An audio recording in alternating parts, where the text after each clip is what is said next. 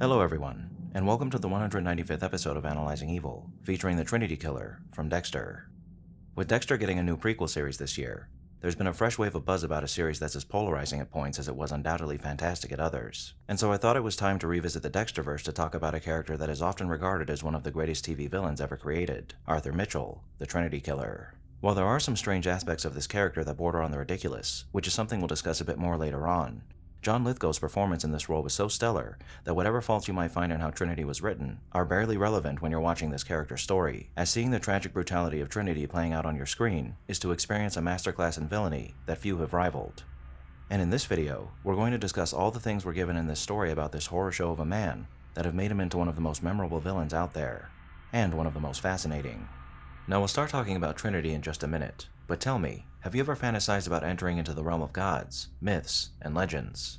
Well, imagine for a moment that you can, that somewhere out there a world awaits you that's filled with might and magic straight out of your wildest dreams. If only, right? Well, it turns out that you can. That's right. A world filled with mythical champions, the gear fit for gods, and epic PvE and PvP battles awaits you in a game that has graciously sponsored this video, Raid Shadow Legends. As usual, the team behind Raid has been hard at work in maintaining their beautiful game status as the icon it is. And with their biggest event to date, the Asgard Divide, that notion rings all the more true. If you love Norse mythology, you'll be excited to find some of the heavy hitters from Norse myths like Loki, Thor, Freya, and Odin making new appearances in Raid. But they aren't just nice to look at. They're yours for the taking to unleash in battle, and everyone can get the legendary champion Loki the Deceiver for free simply by logging into Raid for 7 days between now and October 23rd. But the rewards don't end there. Once you log in for an additional 7 days after that, you'll earn even more rewards completely free, and the other 3 newcomers in the Asgard Divide can also be unlocked via in-game activities as well, giving you access to the might of Thor's hammer, the crafty magic of Odin Feyfather, and the elegant might of Freya Fateweaver, who you can unleash in epic fashion in the Asgard Divide event dungeon, where you'll test your mettle against Odin himself. If you haven't already, download Raid Shadow Legends by clicking the link in the description, or by scanning the QR code on your screen, where new players will of course get Loki after 7 days, but will also receive the epic boss killer Grizzled Jarl and Knight Errant upon reaching level 25. So make sure to click my link, or scan my code to get started, and once you do, come find me under the name The Vile Eye and join my clan so we can become legends together. Thank you Raid Shadow Legends for sponsoring this video. Now without further ado, let's begin. Arthur Mitchell is defined in totality by his childhood and the trauma he experienced during it. Born on October 16, 1949 in Tampa, Florida, Arthur seemed to have enjoyed the average suburban American experience that many baby boomer children his age enjoyed as an unprecedented wave of prosperity washed over America in the wake of World War II. But that's about all the positive speculation we can make about Arthur's childhood, as outside of these general ideas of what life must have been like for young Arthur Mitchell, all the facts we're given about Arthur's early life are riddled with tragedy. Most of you will know all of this information already, but if it's been a while, a refresher might do you some good. One night in 1959 when Arthur was 10 years old, he decided to spy on his sister Vera in the shower, an act that Arthur claims was just a bout of innocent curiosity, which may or may not be the truth. Regardless, Vera saw Arthur in the bathroom's mirror, startling her and causing her to slip in the shower, shattering its sliding glass door, and unfortunately, one of the shards of glass would find their way to Vera's femoral artery on her thigh, which quickly resulted in her bleeding to death. Now this was a harrowing moment for not just Arthur, but the Mitchell family, so harrowing that 2 years after Vera's death, Arthur's mother Marcia chose to take her own life by jumping off of the Collins Canal Bridge. With Arthur and his father Henry alone to deal with their grief, Henry became a violent and abusive alcoholic who blamed his son for his family's misfortunes, routinely beating Arthur and calling him a pervert. That is until Henry was bludgeoned to death outside of a bar on March 6, 1964, a crime that Dexter theorized was committed by Arthur when he was just 15, after suffering his father's abuse for nearly 5 years. Now this is a whole lot of trauma and abuse for one person to suffer through, and while experiencing such things doesn't guarantee that a person will turn out to be a serial killer, more often than not, you'll find that when you look at the life of a serial killer, at some point in their youth, they experience some form of trauma, neglect, or abuse that significantly hampered their development and caused them to form some sort of personality disorder. And you'd be hard-pressed to find any serial killer who doesn't have one of those disorders, whether that be antisocial personality disorder, narcissistic personality disorder, borderline personality disorder, or any other personality disorder. Forgive me if you've just watched my last video, and you've heard much of what I'm about to say about Arthur here there, as not everyone has, and a lot of what I said there applies to Arthur as well. But the thing is though, there are millions of people across the globe with personality disorders, and there are even more still who experience trauma, neglect, or abuse in their youth that don't develop personality disorders and don't become killers. So why do some who do become monsters? Well, This is a question we've been asking ourselves about human nature since time immemorial, whether or not we're born evil, a question that has yet to be answered. And it doesn't just apply to serial killers, or good and evil, but to everything about us, as what part of our development really makes us who we are, nature or nurture? As far as psychology goes, we still don't have a concrete answer to that question. However, many psychologists will agree that it's likely a combination of both, and I agree with that assessment as well. Why I believe this to be the case is because the different aspects of each of our personalities cause us to react differently to, well, everything. For example, one person might taste olives for the first time and put them at the top of their list of favorite foods, and another might do the same and instantly hate them. But you could replace olives with anything in that sentence: music, books, flowers, landscapes, etc. And it stands to reason that if all our personalities were made up of the same things, then we would all react to things in exactly the same way. But because we don't, that must mean that those variations in our characters are what decides how we're going to react to everything we're exposed to. And if that's true for everything in this world, then the same can be said for trauma, abuse, and neglect. With that in mind, I have always believed that no one is born evil, but I do believe there are people who are born with certain genetic traits that give them a higher capacity to become evil when exposed to certain outside factors. Now, no one, outside of perhaps certain medical experts with access to advanced equipment, has no way of knowing whether or not a person is the type of person who would develop a personality disorder or become a serial killer when exposed to these things. But that shouldn't really matter, because believe it or not, and stay with me here, no person should have to suffer neglect, abuse, or trauma, especially when any of these things come as a result of the malicious intent of another person, as neglect and trauma can happen in a number of unintentional ways. But there is another factor in play in situations where a person is liable to develop a personality disorder, or when they experience things that cause them to develop the desire to kill, a failure to properly deal with the negative things they've experienced in a healthy way. Therapy has been on the rise across the globe for a number of years now, and that's for a very good reason, because therapists help people work through any mental or emotional issues they may be having. And I would argue that every single one of us could benefit from a bit of therapy. As though therapy might not solve all of your issues, it can certainly start you on the path towards finding a solution to your problems. But what therapy offers all of us is more important than the actual therapy itself: someone to talk to. Therapy is incredibly helpful due to the fact that you're working through your issues with a professional who has greater insight into what makes us tick when compared to the average person. However, as I just said, it's not the therapy itself that's crucial here. It's the fact that you're given somebody to talk to on a deeper level in therapy, which is a luxury that a lot of us simply do not have. So, while I made the claim that all of us could likely benefit from a bit of therapy, not all of us have issues that warrant making an appointment with your nearest therapist. But I guarantee you that all of us have problems that could be significantly alleviated if we just talk to someone about them, whether that be a friend, family member, or anyone else in between. Now, everything I've just said is pertinent to Arthur's character, and we'll get back to him in a moment, but I do want to further emphasize how important it is to have somebody, or many somebodies, to confide in your life. And if you are someone who feels like they don't, and don't know the best place to find a someone, then I encourage you to either look into some resources I've linked down in the description, or to join my Discord server, where you can potentially make some new friends that you can talk to on a deeper level.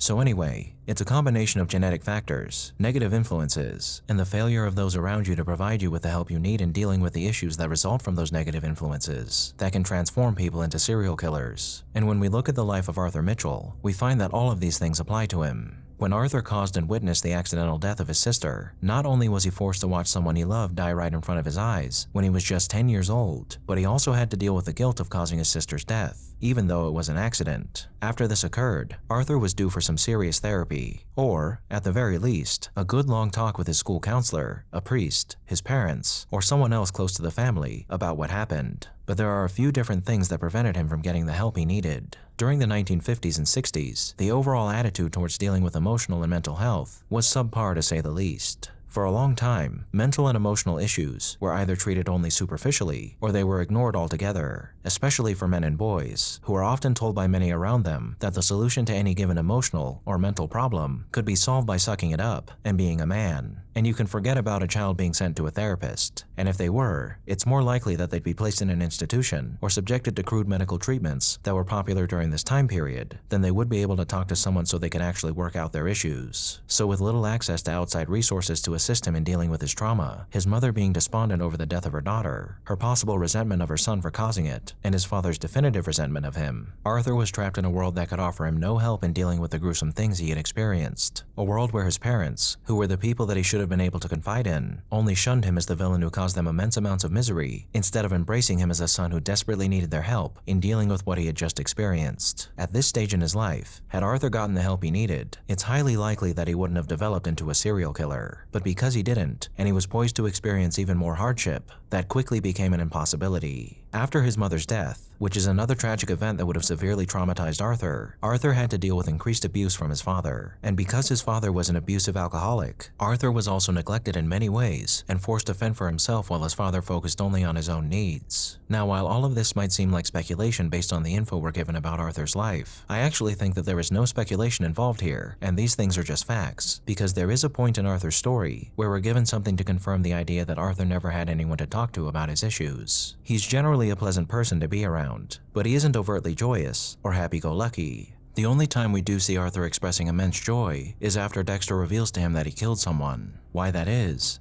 because Dexter is the first person that Arthur has met in the 50 years since he caused his sister's death that understands what he went through. When Dexter first admits to killing someone, Arthur seems appalled, but actually, I think that in this moment, Arthur was simply shocked that anyone would willingly admit to murdering someone, as he had never thought it would be possible to tell another person such a dark secret. And just how impactful of a moment this is for Arthur is shown to us in his eagerness to share what he's done with Dexter the next day as he takes him to his childhood home and recounts the story of his traumatization to him.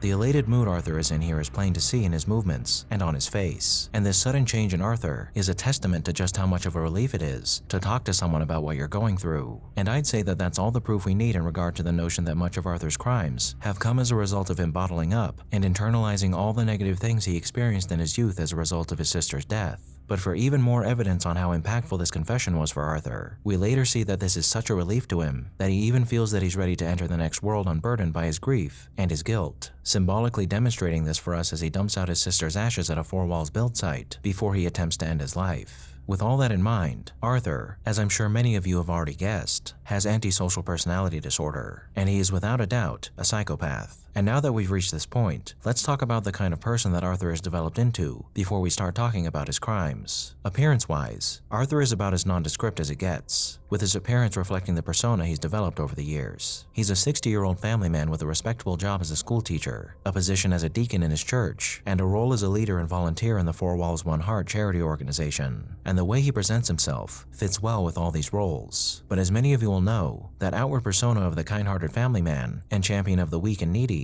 is only a front. And in reality, everything that Arthur is centered around or derived from his traumatic experiences. To nearly everyone outside his family, Arthur is a model man. There are times when he acts a bit rough or strange towards people, but even then, those moments are few and far between. Those who get close to him, however, find themselves unfortunate enough to catch a glimpse of who Arthur truly is. With his family, and with Dexter, the cracks in his nice demeanor shine through frequently. And when those cracks appear, we find Arthur to be stern, controlling, quick to anger, and self-righteous. And that's because Arthur has developed a my way or the highway attitude due to his desire to shape those around him into what he wants them to be. He can't stand it when anyone dares to question him, and he also becomes frustrated and spiteful whenever someone manages to do something that he can't, like when Dexter starts a chainsaw in one go after Arthur was struggling with it. Arthur is often snide and condescending when people anger him or disappoint him as well, and he never holds back a scathing remark about a person's personality, capabilities, or intentions when he feels the need to. And the way he's able to browbeat those around him into submission with a quick change in demeanor and a few piercing words is one of the most unsettling things about him. Outside of his victims, though, the people who experience the worst Arthur has to offer are definitely the members of his family. Arthur demands nothing less than complete obedience from his family, because as with everything else in his world, Arthur has made his family into a reflection of the family that he lost when he was a child. And not just a reflection, but his ideal version of what they would have been had Vera not perished. Arthur's family were presumably middle-class Christians, and with a veteran for a father, patriotism was likely a staple in the Mitchell household as well. So in many ways, I'm sure Arthur's family was the stereotypical 1950s middle-class American family, and because he was an average, happy little boy before his sister's demise, and because the overall atmosphere he experienced during the only time in his life he was truly happy came as a result of his family's values, Arthur made sure that his own family was built on those values as well. Tradition is important, shapes people, gives them a sense of history, Tradition teaches them who they are and what's expected of them. Generosity, common sense, obedience. It's a father's responsibility to set the boundaries. It's a child's duty to honor them. These are words spoken by Arthur when he's speaking to Dexter about what's important for families to succeed. And while Arthur has certainly made sure his wife and children embody the ideals that gave him a happy childhood, he's made sure that his family members are also near direct reflections of the family members that he lost as well.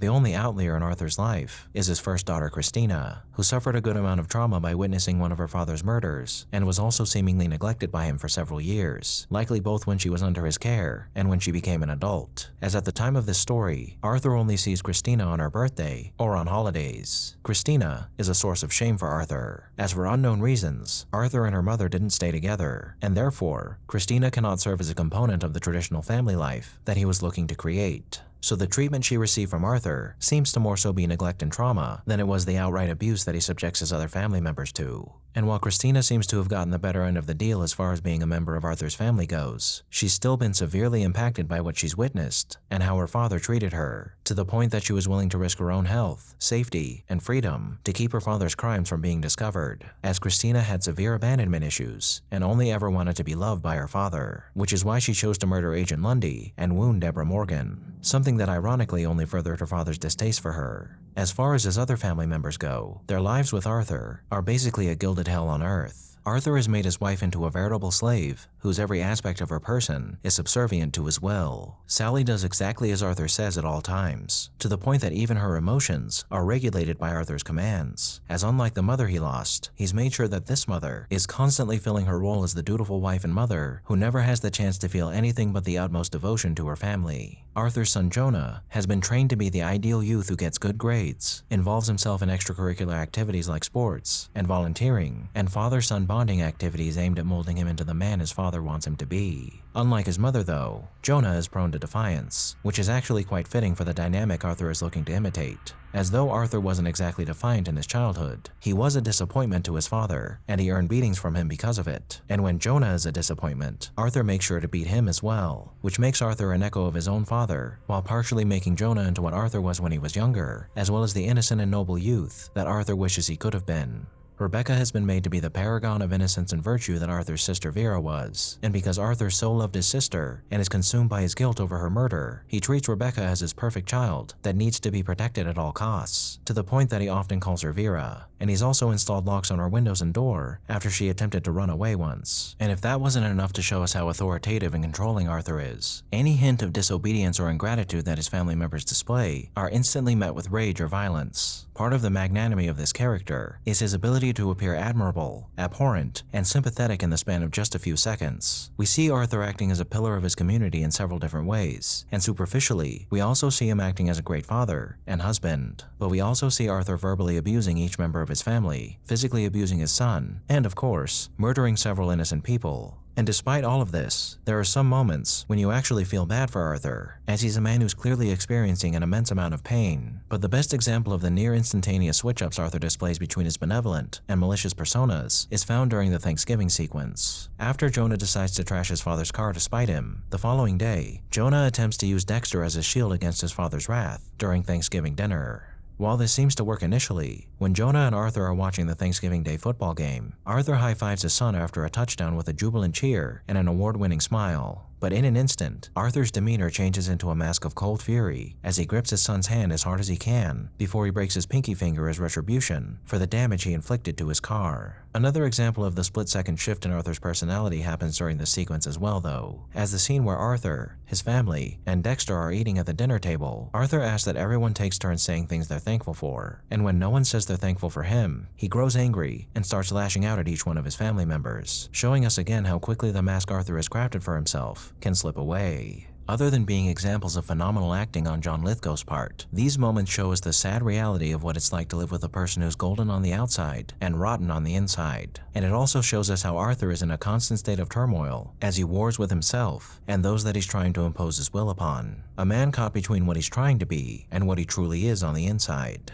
Things of beauty need to be honored, another one of Arthur's maxims that dictates what he's trying to do by controlling his family. His sister was beautiful, and so is his daughter, so she must be honored. Everything he's built and trying to represent is beautiful, so they too must be honored. And most importantly, his childhood and family life before Vera's death were beautiful. So those memories and those ideals must be honored. One of the more tragic things about this situation, though, is that Arthur truly believes that he's done right by his family, as he is under the impression that all he's ever done is given them everything. But what he doesn't seem to realize is that he's actually taken everything from them, because everything he's provided for them and shaped them into has all been done according to his own designs, without any care for what they actually want or what they actually need. There is no agency for the Mitchell family. All they are is what Arthur wants them to be, and everything Arthur does is done because he wants and needs it, and anyone else who gets in the way of what he wants or needs be damned. And now that we've discussed who Arthur is and what he does to his family, we can now start talking about what he does as his true self, the Trinity Killer. Now, Arthur's MO as the Trinity Killer is admittedly quite unrealistic. The torment that he subjects his family to is realistic, as some people who have suffered abuse, trauma, or neglect in their youth will dish the same things they experienced out to their loved ones when they reach adulthood. But while there have been many serial killers whose choice of victim is derived from some sort of trauma they experienced when they were younger, I don't think there's ever been a serial killer who has made it their goal to constantly immerse themselves in their trauma by recreating and participating in the same events that caused them so much pain. And why Arthur chooses to do so is a hard question to answer. I do have a theory, but it is just a theory, and if you have a better one, please let us all know down below. While Arthur is referred to as the Trinity Killer because of Agent Lundy's failure to connect another component of his crimes to his cycles, Arthur's cycles actually consist of 4 steps rather than 3. First, Arthur abducts a 10-year-old boy and takes them to a secure location like a bomb shelter at an empty home. He then forces this boy to go by his name, wear pajamas, play with model trains, listen to his sister's favorite song, and finally, when the boys have warmed up to him and they start acting nice towards Arthur, he drugs them and buries them in concrete to preserve their innocence. So this step in the process, as well as Arthur's obsession with making himself and his family into mirror images of the family he lost, potentially clues us into why Arthur kills in the way that he does. I think the only time in Arthur's life when he was truly happy was before his sister's death. And by abducting one of these boys and making them act like they are him when he was their age, Arthur gets to do 2 things. He gets to relive the happiest moments of his life vicariously through these boys, a time when his only concerns were playing with trains, as he was serenaded by the sound of his sister's favorite song playing in the background. By killing these boys, he then gets to preserve that time in his life vicariously as well, but when he murders them, he feels an intense combination of guilt and remorse for doing so, which also makes him feel like he doesn't deserve to experience that happiness. And so in these moments following the murder of these boys, Arthur feels as if he needs to be punished, and he punishes himself by recreating the most agonizing and defining moments of his life. So Arthur goes on to murder a young woman, a middle-aged woman, and a middle-aged man in the same way that his sister, mother, and father perished. And in between or during these kills, he makes sure that he's physically punished as well. The life he's created for himself outside of these murders also fits into the cycle. As we've already discussed, Arthur's life is a mimicry of the life he would have lived had his sister not died. But living the false life he's created is just that, false. And so after living this life for some time, Arthur becomes increasingly despondent, and the urge to return to a time when he was truly happy becomes too strong. And that's when the cycle begins anew. So that's my theory for why Arthur does what he does. But again, if you have a better idea, please let us all know down below. Now, something interesting about the interludes between Arthur's kills are his adherence to the Christian faith and his hesitation to kill outside of his cycle or when he isn't being threatened. His hesitation to kill, which is only really shown to us in the scene where he hits a deer, could possibly mean that Arthur is afraid that his urges will be unleashed improperly if he chooses to kill outside his cycles. Or it could be that Arthur, who punishes himself through his murders, is reminded of his guilt here and cannot bring himself to take a life outside his cycle. As far as his faith goes, Arthur has an odd relationship with God, in that he seems to believe in him while also sinning against him in egregious ways. And he even goes as far to claim that what he's doing is a part of God's plan for him. And Arthur's reliance on God might be his way of justifying all the horrid things that he does. While he frequently admits that he's a sinner, and he's struggling with the idea that his impulses are causing him to go against God's plan, Arthur is also using God as a crutch in many ways. As though he is sinning, he still believes that everything he does is a part of God's plan. And while that's not the case, and Arthur's actions are more so derived from his selfishness and obsession with what he wants and needs no matter who it affects, I'm sure Arthur has used the idea that he and his actions are merely a part of God's plan to justify what he does to himself. Eventually, when he's able to let go of his guilt after Dexter confesses to him, he even believes that God has sent Dexter to him so he can go into the light unburdened, as he says. And when Dexter is about to give him his due at the end of his story, he also believes that God had planned for that as well. As much as Arthur seems to desire forgiveness through the absolution of his sins, as the controlling and selfish man he is, he desires to do so on his own terms, and when faced with the possibility of being caught by the authorities, Arthur chooses to abandon his family and take every ounce of wealth he can from them to save his own skin, because the only thing that has ever really mattered to Arthur is himself and his own desires, which is evident by the way he had forged his family into what he wanted them to be, and how he has continually taken the lives of nearly 300 innocents in order to satisfy his desire to recreate the best years of his life, and then punish himself for doing so. All Arthur has ever done is hurt people, and while the hurt he suffered when he was younger was tragic, there is no excuse for the monumental amount of pain he's caused to those closest to him and the innocents that he's targeted,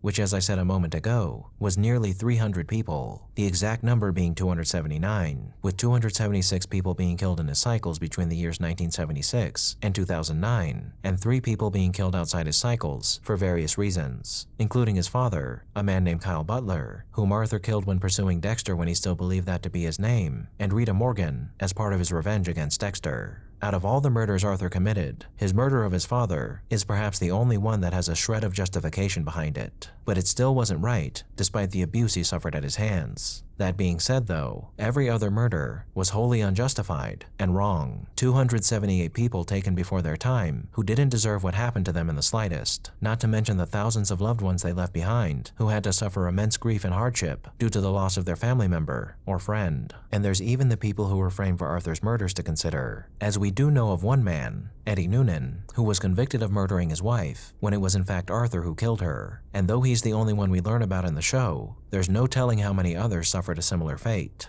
But the suffering that came as a result of Arthur's actions didn't just end with the murders he committed. Frank Lundy lost his life because of Arthur's machinations and what he made his daughter into. Stan Beaudry, though not the greatest man in the world, died because Dexter had to be the one to catch Trinity. As we've already discussed, Arthur's family suffered heavily as a result of his direct influence, with Christine taking her life after her father betrayed her and chastised her for ruining things for him. But indirectly, Arthur also caused further harm to his family after he was gone. Rebecca took her own life via the same method as Vera's death. His wife Sally had deluded herself into believing that her kids were to blame for Arthur's behavior, and that Arthur still loved her and was coming back for her, showing just how much of a hold that he had on her. This behavior likely contributed to Rebecca's choice to end her life, and it definitely influenced Sally's death, which came at the hands of her son after he blamed her for Rebecca's death, and because he was fed up with her delusional behavior, which of course means that Jonah ended up becoming a killer just like his father, forever altering his life with not just what Arthur did to him and what he did to his mother and sister, but with what he did himself.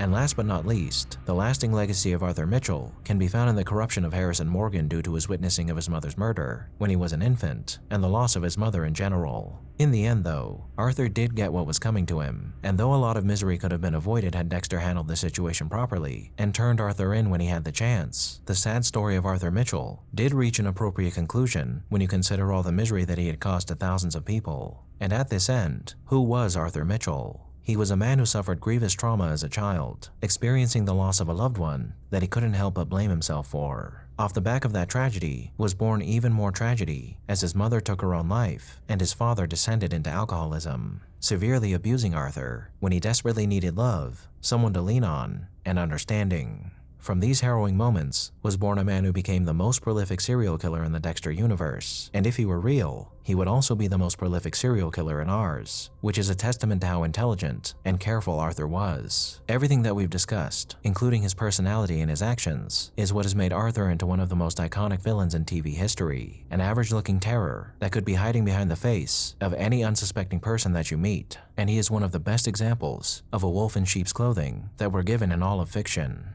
The things that happen to Arthur are things that none of us should ever have to experience, as even if they don't completely corrupt your soul, they will have a lasting impact on you as a person regardless. But if that corruption does manage to take root, you find yourself with a man like Arthur Mitchell, a man living a lie who was clean and caring on the outside, but self-centered, ruthless, brutal, manipulative, abusive, and completely without mercy on the inside. A beast of a man who could never find a way past all the horror he had experienced to be anything less than a monster. A man who wanted his life to return to a time when nothing was wrong and all was good. And a man who in doing so reflected his own suffering back onto thousands of others as he produced exponentially more suffering and evil. Thank you all for tuning in to this episode of Analyzing Evil, and I hope you've enjoyed. What are your thoughts on Trinity? Let me know down below, and leave a suggestion for a villain you'd like to see featured while you're at it. If you like this video, hit that thumbs up button, and make sure to subscribe if you haven't already.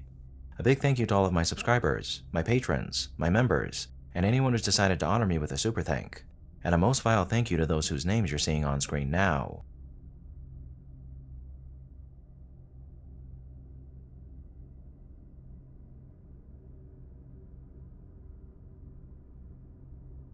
Join the channel's Discord server and subreddit to interact with myself and the community, and follow me on the social media platforms listed below to keep up with the channel. As always, thanks for watching, and I'll be seeing you soon.